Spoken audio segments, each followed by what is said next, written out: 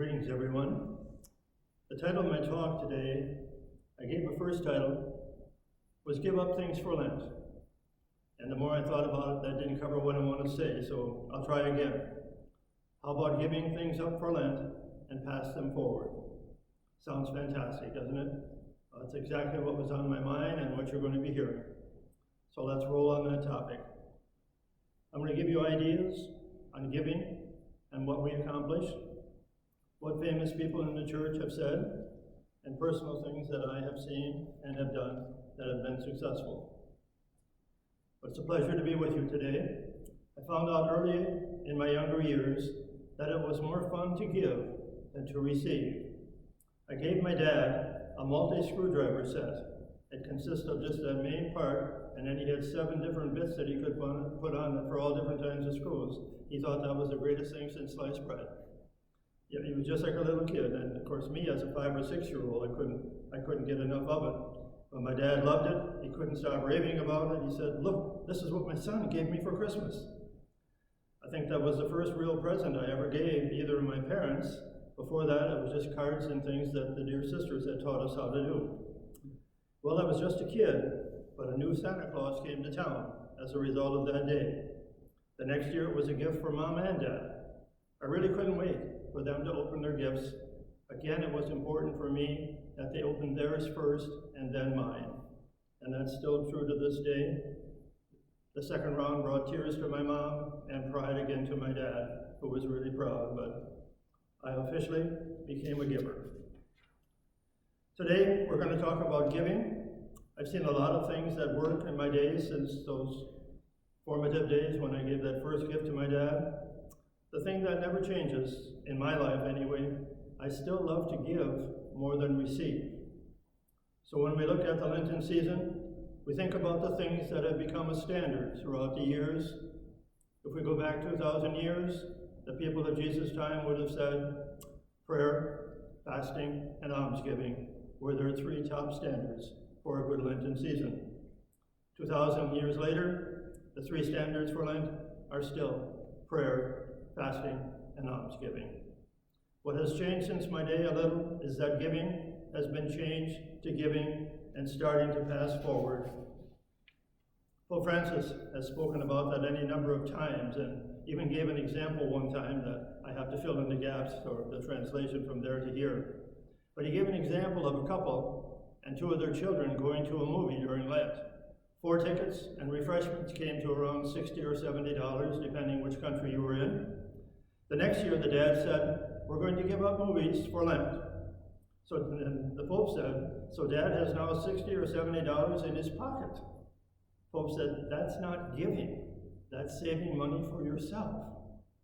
So what he recommended was, we're not going to do movies, and we're going to give the money we save to our favorite charity. Now that's almsgiving, that's charity, and that's real sacrifice. He said to decide as a family where the funds should go. Decide your favorite charity that year, and maybe deliver it as a family. The younger ones will get a big kick out of it and so on, and so enjoy their efforts. He also mentioned alternatives, and this came from the Pope. He said, rent a movie. Much cheaper. Pop your own popcorn. Way cheaper. And mix your own juice you want to drink or whatever. And he said, again, you'll save a lot of money, but yet you'll be home with your family and so on. And that's the thing I like to point out, that the difference between attending a movie and celebrating movie night at home is substantial as far as what we give to the poor, but it's also neat as far as keeping a family together. I know the Jacobs family, as I was growing up, we had to reserve Monday night for all of the dates that were being held and so forth, and that was the night that we had family night. Did some fun things and so forth. Pope Leo the 13th, gave this quote: "Once the demands of your needs have been met, the rest of the money really belongs to the poor, the needy, and the marginalized." Sounds neat, but I think in a way it's certainly true. I'd like to borrow some things from St. Ignatius of Loyola today. He developed a program for his school that he said he believed in it and he knew it came directly from God. It was called Examine. E-X-A-M-E-N, like the word you say for examine or whatever. But he called it a quiet and a peaceful reflective prayer, invites us to find the movement of God in all of the people and all of the events of our day. Give you an example. At bedtime tonight, I can look back on the day and make and examine what were the good things that I did today. Well, I gave this talk, I offered Mass, I did this and this and this. What were the not so good things? I'm not going to say those, but there might have been one or two. And so we reserve that. Then St. Ignatius said, number one, thank God for the good things that you did today. It was probably God's grace that inspired you to do it. Then express your sorrow for any sins or things that did not go well. Maybe even make an act of contrition. Then the next morning, ask God for the grace to do more of those good things that you did the day before, to build on them, to repeat them, whatever it might be. And then he said, number four, ask God for the grace to avoid any sinful or negative things like those that happened the day before. I use it in my marriage prep with young couples who are preparing for marriage. And it's a positive way for them to do that every night and keep their marriage on an even keel throughout their lives. Couples love it. You know, he'll say, honey, how do you think we did today? We do any good things? Oh yeah, we did this and this and this. And she said, do you think we weren't very nice to the clerk at the grocery store. We could do better than that, and we may want to try to find them the next time we go and apologize. And it's just a constant learning procedure that makes your marriage better and better. So whether you're 20 or 90, you can still do it. Why do I bring it up here? Because I think it's also a wonderful measure for the Lenten season. When Jesus was asked, what is the greatest commandment? He responded, you will love your God with all your heart, with all your soul, and with all your mind. And he added, the second is much like it. You'll love your neighbor as yourself. It's great to measure our Lenten journey. Did we love God? And how did we do it? As now we look back on about 4 weeks, with 2 weeks from today being Good Friday. Yes, I attended daily Mass as often as I could. I've been to confession once. I'm going to try to go one more time. Our family does the rosary at least once a week. We've attended some adorations when we were able, and so forth.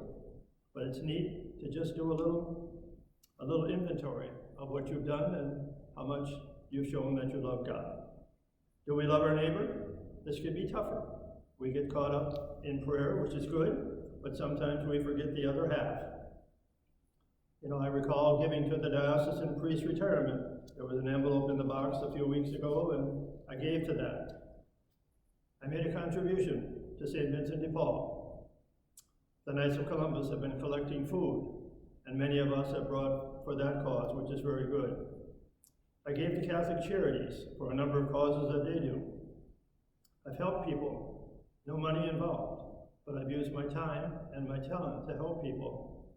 And that's a wonderful gift that we forget about sometimes. You're living next to an older couple, they need their sidewalks shoveled and so forth. Great thing to do for Lent or any time.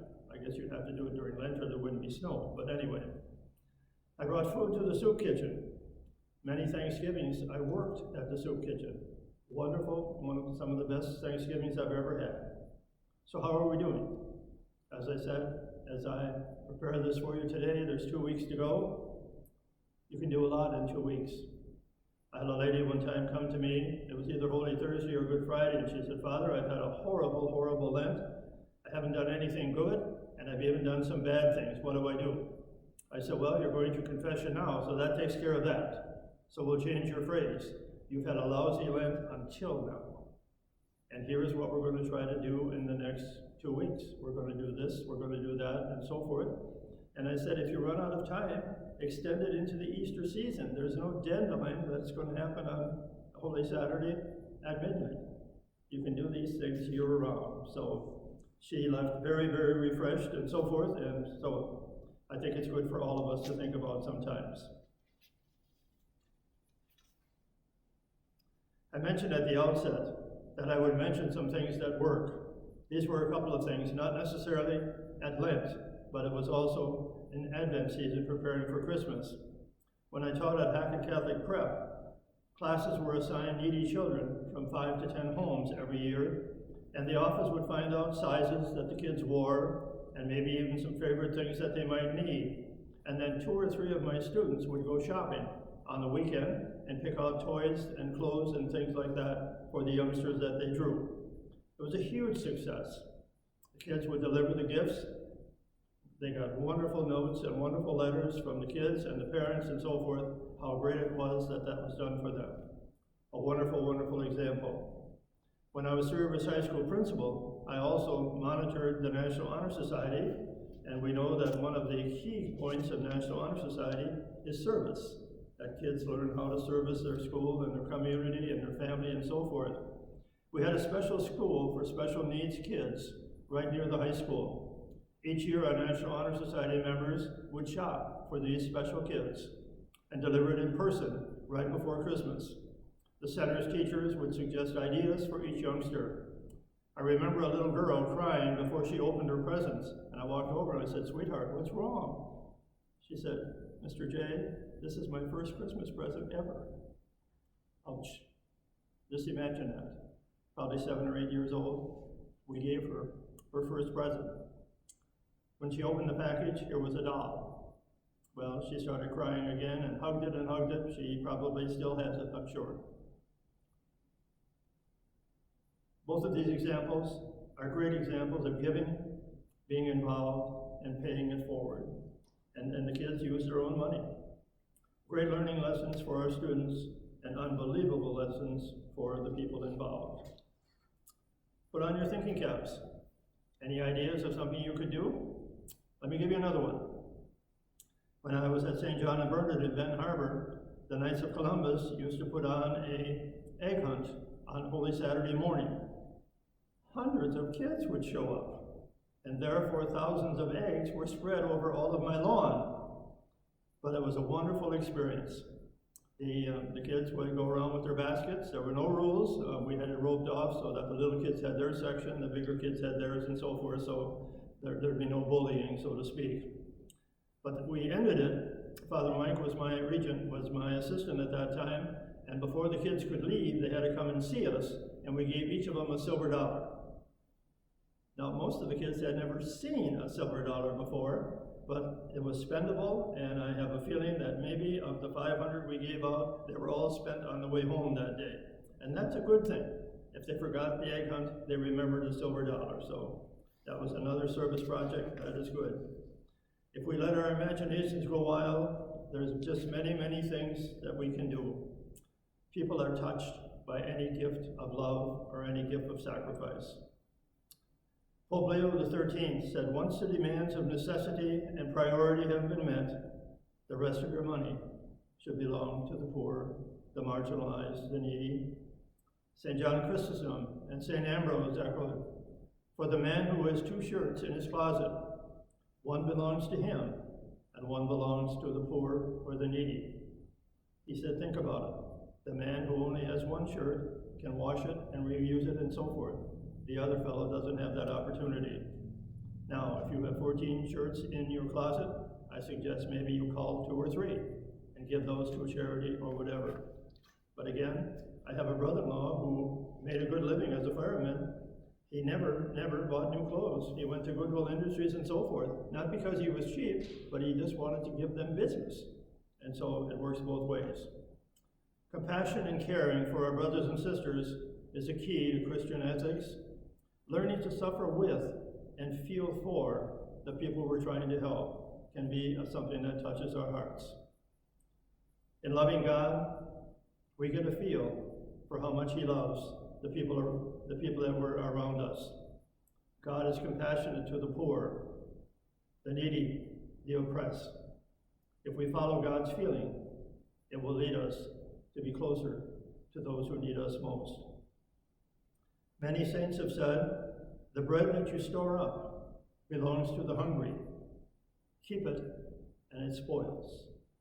Give it to God, it'll never spoil." St. Cyprian said, "Our prayers become effective through almsgiving. Our Lord, give us this, give us this, give us this, And all of a sudden we're saying, yes, Lord, but here's what I'm giving you and your children, your boys and girls, your men and women that are our brothers and sisters. Life is redeemed from danger by almsgiving. All of a sudden, we give a family hope. We give them something to look forward to. And souls are delivered from death by almsgiving. Sometimes when people are starving and so on, they do dumb things. And the other thing that's neat about it is they have found that when we help people, all of a sudden they think it's necessary that they help others. And so if they have anything, they start doing that. Tell you a true story. Somewhere on the plains in the Midwest, two government officials went going from door to door to check to see that all the poor people were doing all right. Well, they came to this shack, and it was truly a shack with tarpaper windows and so forth. They knocked on the door, and this little old lady comes to the door and says, first of all, can I help you? Can I help you? Think of those words. And they said, well, we're here from the government, and we're to be sure that you have everything you need. If we brought you a check for $400, what would you do with it? She said, well, I think I'd give it to the poor. Wow. St. Basil said, the coat or cloak that's in your closet is not being used, belongs to the naked. They need to be clothed.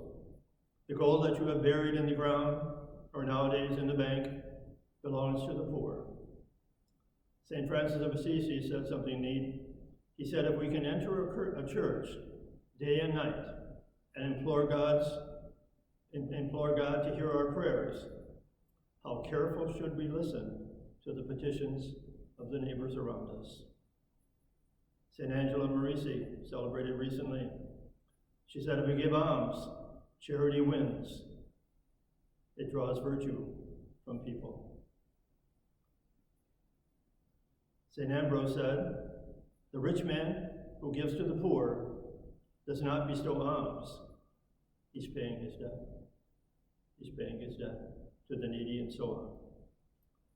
Pope Francis answered a question that's asked quite often. He said, what if we give $2 or $3 to a poor person and that poor person buys a little bottle of wine?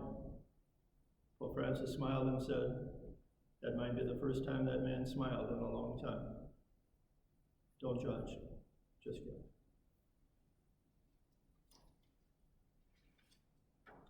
We started out with the three main things. Let's just walk through those. Fast. Give something up to benefit others. It might be food, it might be alcohol, smoking, movies, trips, things that we don't really need, so we're giving up and giving something of ourselves when we do those things. It doesn't have to be money. We always think, well, they want money again. No, they don't. Sometimes it can be our time. It can be our talent. Give up anger and replace it with understanding. Rather than saying, no, let me think about that. Let me pray about that. I'll get back to you. Selfishness. Think about sharing. Think about sharing. Impatience. Think about love. Think about love. When somebody bothers to ask you a question, they deserve a good answer. Give yourself a timeout every now and then. If you feel yourself getting a little bit out of control, say, Lord, settle me down. He'll take care of you. We had an old slogan when I was growing up, WWJD. What would Jesus do? Pray that in your mind sometime. You'll get an answer to your question. I guarantee it. Give up TV, computer time to benefit family. Do family stuff. Go for a ride, whatever it might be. There's somebody out there that's saying, I wish somebody would make my day. Each of us has the opportunity to do that. Prayer can consist of a lot of things. It can vary from family to family. Attend masses as often as you can. The live stream is available to you, as you know, here. Do specials with the family that are covered on all of our websites and so forth. And share. I think a neat thing sometimes that I see families doing is they'll take the readings for the weekend and they'll predict, what is Father Jeff going to say about that gospel? What is Father Mark going to say? Is Father Bill going to tell a joke? It's a neat family thing. And then all of a sudden Sunday, they're listening to see who says what. And it becomes almost, we got to listen because this is what we said was going to happen. Confessions, or rather pray as a family. We prayed the rosary all the time when I was growing up, and there were 10 of us, so every other night we'd go around and we'd each take a decade. And it was a sacred time. We got done eating, we had to pray before we left the table. And 15, 20 minutes. Every now and then one of us would begin praying a little bit too fast because we wanted to get outdoors and play, and Mom would just go, if we don't do this right, we're going to start over. We slowed down immediately. Confessions, a big part, Francis says, the most important part of Lent, is that we all make time to get to confessions. Your 4 wonderful priests will be out in the parking lot the 2 Saturdays leading up to Easter, and if you don't make it, come and see us after Easter. We'll take care of you. Watch for extras like the Stations of the Cross during Holy Week, or each night, or Friday night rather. The Holy Week services, which go on for 3 days. See if you can take those in. Good for all members of the family. Set a goal of what you want to do. Cut out sweets, desserts, cut out movies as we talked before. Shop needy food and household items for the food pantry, soup kitchen, or St. Vincent de Paul. Give your time and talent to help neighbors recover. Volunteer at church, school, organizations. You say you want to help, Father Jeff and Father Mark will put you to work, guaranteed. Donate excess clothing, house items, and so on. I tried to find the book, but I couldn't find it as I prepared for this, but there was an order of nuns where 2 organized a 40-40, 40 days and 40 nights. And they went around to certain rooms in the convent every day. And people had to, every other day or whatever, they had to donate something from their wardrobe or from their room, that decoratives or whatever. They never ran out. And then they would give all of that to the poor. We can all do that. What if we walked around the house? Could you find 40 things? I bet you can. I know I think I could probably find 4,000, but we'll deal with that another time. I like the slogan, don't give until it hurts, give until it feels good. How careful are we in how we react to people and so on? There's an old saying, be careful how we live. We may be the only Bible that some people will ever read.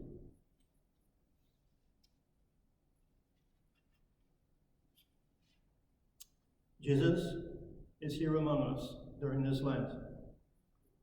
He's accompanying us on our 40-day journey toward Easter. He accompanies us in the disguise of family members, of neighbors, of colleagues, even people we don't know. He waits for us in the distressing disguise of the poor, the marginalized, and so on, waiting for us to do something.